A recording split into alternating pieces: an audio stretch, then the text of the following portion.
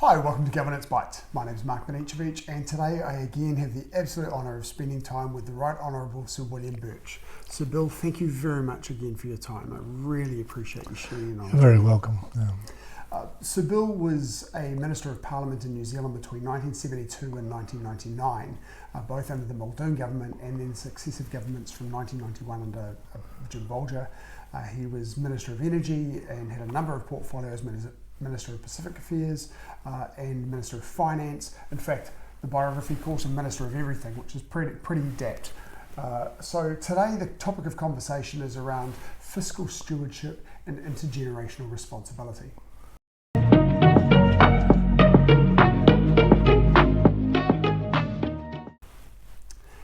So Bill, first question for you. Boards often focus on this year's performance. I remember attending a speech a few years ago with Adrian Orr talking about the short-term focus of corporates where they need a long-term focus. How should directors think about their duty to protect the interests of stakeholders who may not even exist yet? Future shareholders, future taxpayers, future communities. What's the role of the board in that? Well, I think in terms of looking at the annual performance, it's got to be in the context of the long-term success of the company. I mean, it's just a step towards overall success over a long period of time. And I think the key thing there is to maintain a strong balance sheet, and you achieve that through fiscal discipline. I did 6 years as Minister of Finance and from 93 to 99, and we set our minds at ensuring that we had a surplus every year, and it was achieved by simply saying no to ministers. You cannot spend extra money unless you save that money from your current allocation. I mean, if you change your priorities, we have no problem with that as long as you can justify the change. Mm-hmm. But we need to get our debt down, and we can only do that by not expanding our spending. So we had a surplus for those 6 years, and the debt came down, quite substantially over that period, till we had it well down under 20%. That's right. Yeah, and I think I didn't find that too difficult. I mean, there were some teary-eyed ministers around, but they understood that they're part of a team, and we had set our minds at improving the balance sheet and reducing the debt, and you can only do that through fiscal discipline. And the obligation of a director to act in the best interests of the company isn't just talking about today, it's talking about the long-term future of that company. Oh, absolutely, yeah. I mean, they should always have their eye on the balance sheet and make sure it remains strong. I mean, the company with a weak balance sheet is not going anywhere. No. What lessons have you learned from your political career, from that 6 years particular as Minister of Finance, that help you manage corporate balance sheets? Well, I think that example of fiscal discipline is the key. It's a bit like any household. You can't actually continue to spend more than the household earns. Yes. You've actually got to live within your income. In an earlier conversation, you also talked about the importance of cash flow, and we have a tendency in New Zealand, particularly in the residential sector, to have this fascination with property. We have a lot of debt to purchase that property, and quite often we're asset rich and cash flow poor, so that becomes an important part in that too, doesn't it? Yes, but a strong balance sheet compensates for that to some extent, because if you've got a strong balance sheet, normally you can actually generate cash in times of crises, whereas if you've got a weak balance sheet, you can't.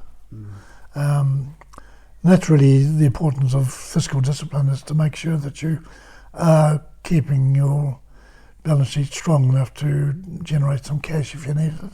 So the simple lessons for corporates are earn more than you spend, and keep your debt to a manageable level to have future options. Yeah, and sometimes there are differences between short-term and long-term decisions, but you can often make a short-term decision as long as you can cover it on a long-term. Right. What lessons from managing a national balance sheet translate directly to corporate or not-for-profit boards when thinking about capital structure, borrowing and risk? Yeah, well, those factors are all present in the private sector as well. And I don't think there's too much difference between a household budget and a corporate budget or a national budget. A corporate budget or a national budget. I mean, the principles are basically the same, although the scale and the number of zeros factors around it are different. Yes. But the basic principle is that you cannot actually achieve good results with a weak balance sheet, and to achieve a strong balance sheet, you've got to live within your income. Right. And fundamentally around the concept of borrowing, it means when you're borrowing money, you've got to have the cash flows to be able to pay the interest, and also be aware that the amount of interest may change as interest rates change over time. So you've got to have the flexibility or the fat in that cash flow to be able to accept the shocks when the interest rates increase, to be able to continue to pay the interest out of your balance sheet, out of your cash flows rather. Well, absolutely, and I mean, we've just had a period when the Reserve Bank hiked interest rates. The OCR, the overnight cash rate, went up to a point where it caused quite a lot of failures of companies. Yes. In fact, I've been amazed and disappointed at the extent that there has been of receiverships over the last few years. And those receiverships are a direct result of not being able to generate the cash to meet their obligations. Sometimes the IRD obligations, paying their tax. Yes. Sometimes paying the creditors. But it all goes back to sort of living within your income over a long period. Yeah, we had a bit of a double whammy, right? We had this period after the GFC when we had interest rates that were quite really historically low, and if people were borrowing based on that expectation, as you say, when the interest rates hiked, there were some shocks there, but also we had a cost of living increase, so costs were going up quite quickly as well. So any company that wasn't factoring in the possibility of those increases could have been caught blindsided by those. Well, you could be, yes. Yeah, well, I think the qualities that you need in a director is sort of conservative qualities that take those factors into account. They've got to be experienced enough to know that times of high inflation can get high interest rates because you're in the hands of the Reserve Bank, and even the government's got to live with that. Which comes back very much to the risk management concept of looking at today's cash flows, but also thinking what would happen if the interest rates, and the example that you just gave, they tripled, right? Absolutely, yeah. Now, I've been through that with my property company. I saw the interest rates rise from, 5% to about 8%, I think, at one stage. And it made a huge difference to your cash flow, because you've got to pay those interest payments. It's also, I think, quite important to translate those percentage increases into dollars, because a lot of us think an increase from 5% to 6% isn't overly significant, but when you translate that interest rate into dollars, it's actually a significant amount of extra money each week. Particularly when you've got a mortgage of 3 or 4 million. Yes, yeah, absolutely. From a governance perspective, how should boards build financial resilience into their organisation? You've talked about fiscal responsibility, or is there anything else that is important? Well, it comes back to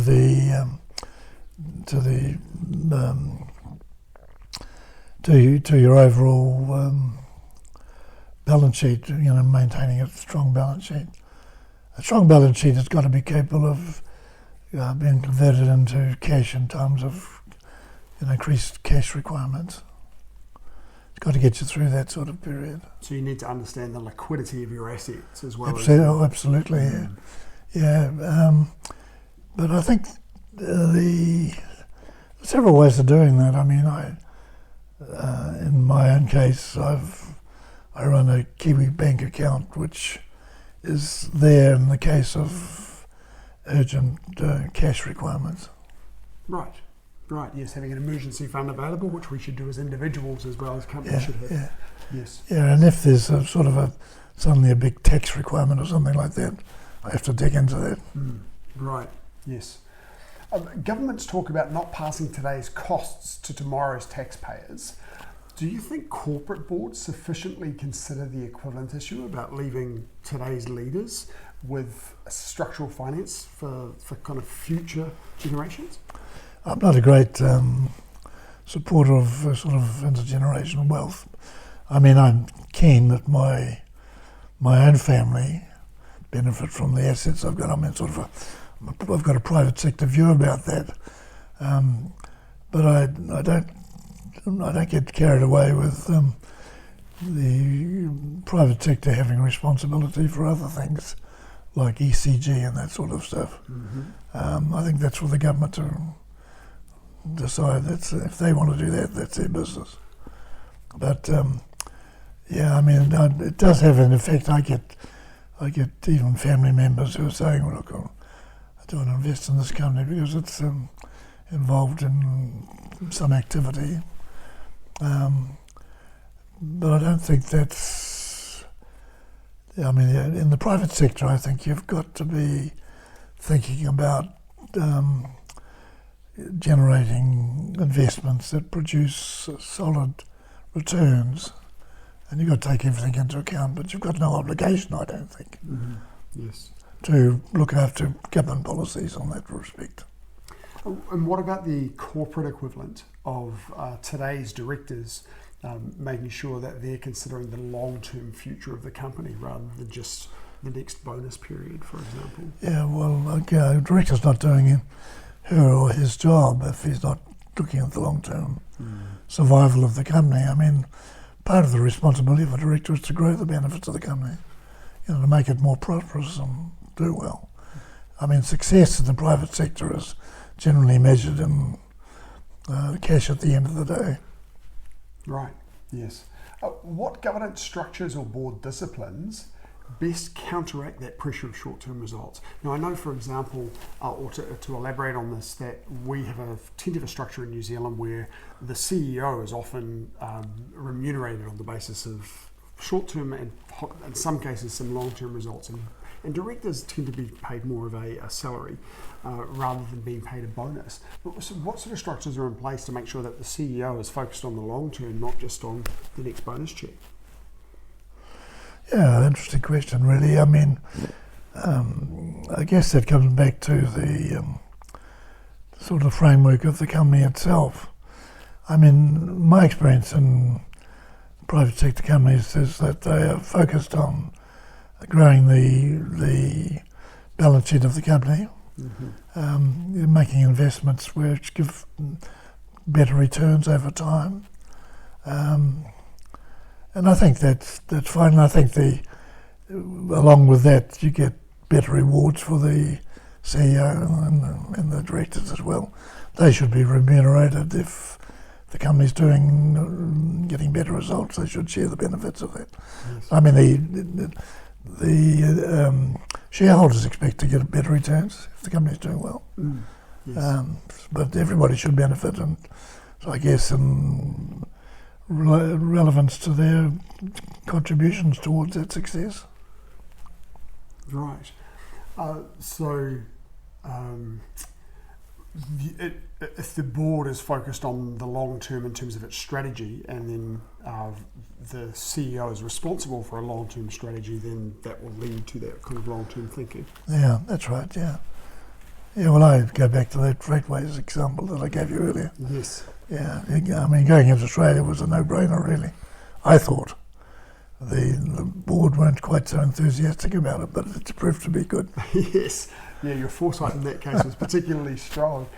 How should boards think about external financial risks that largely sit outside of their control?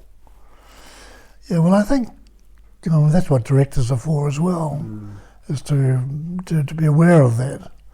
I mean, they've got to have enough sort of common sense to be able to sort of anticipate those risks or to identify those risks. I mean, the identification of risks is a major role for directors.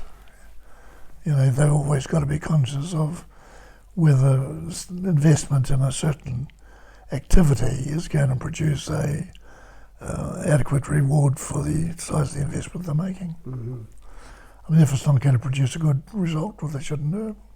So a huge portion of it is thinking about the risks that are outside of their control and how they would react to those risks if they manifested. Exactly, yeah. Yeah, well, not to the point where they're scared to make any investment, but I mean, you can take that too far. But it's a measure of their ability, I think, to be able to assess a risk of that nature.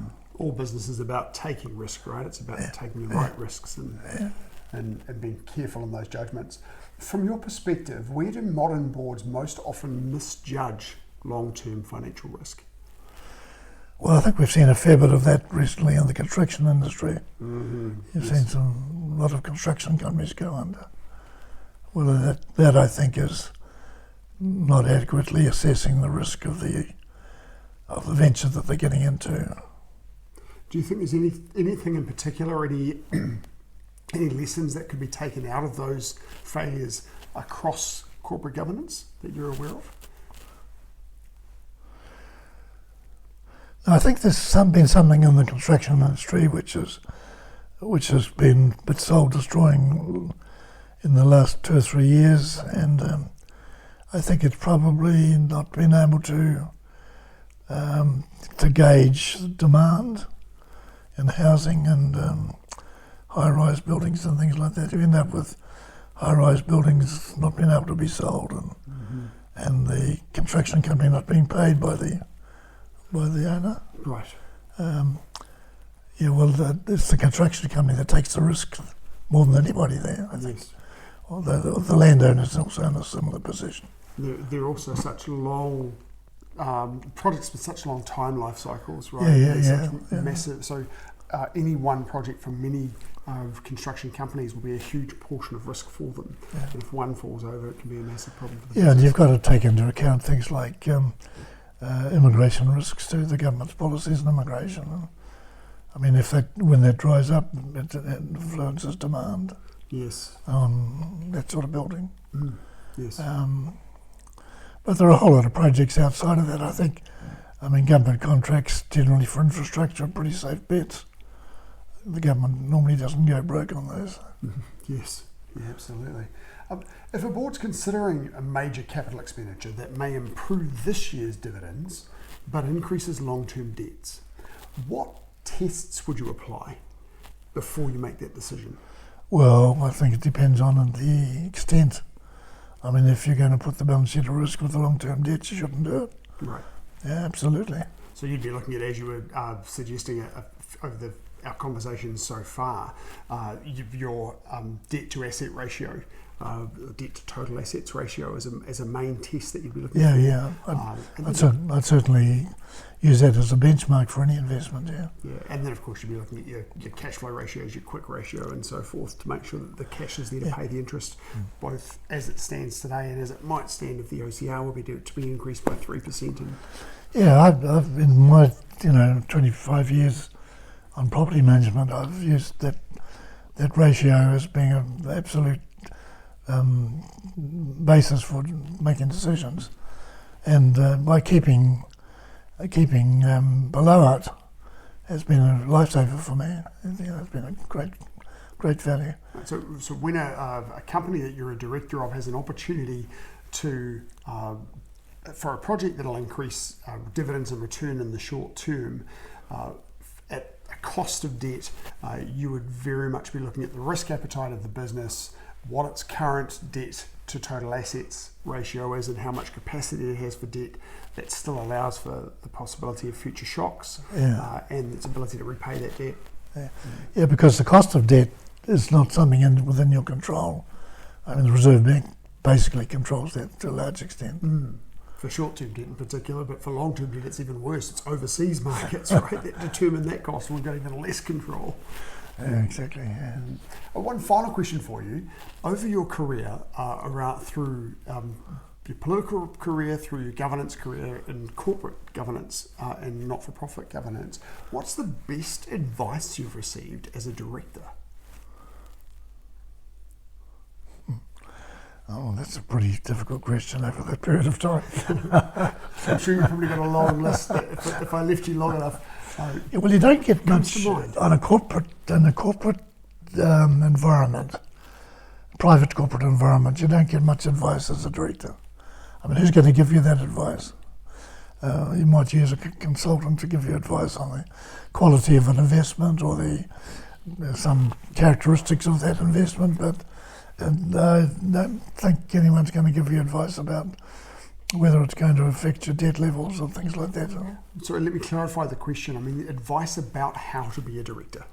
Advice about the sorts of things you do to be a good director. What's the best advice you've received from another director or from a chair or something? Well, one thing is to understand the importance of that benchmark of a safe, with a strong balance sheet. What characterises a strong balance sheet? Right, because it can be different for different industries, right? Could be, yeah, it could be. And I don't know. I know in property it would go about 40%. Yes. Yeah. Sir Bill, thank you very much again for your time. I really appreciate you spending time with me. Yeah, it's been good talking to you too.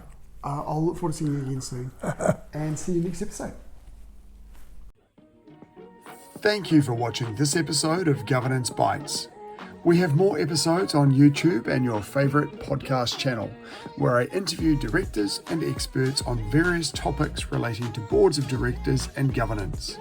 We'd love to see you back, and please like, subscribe, and share the videos and podcasts.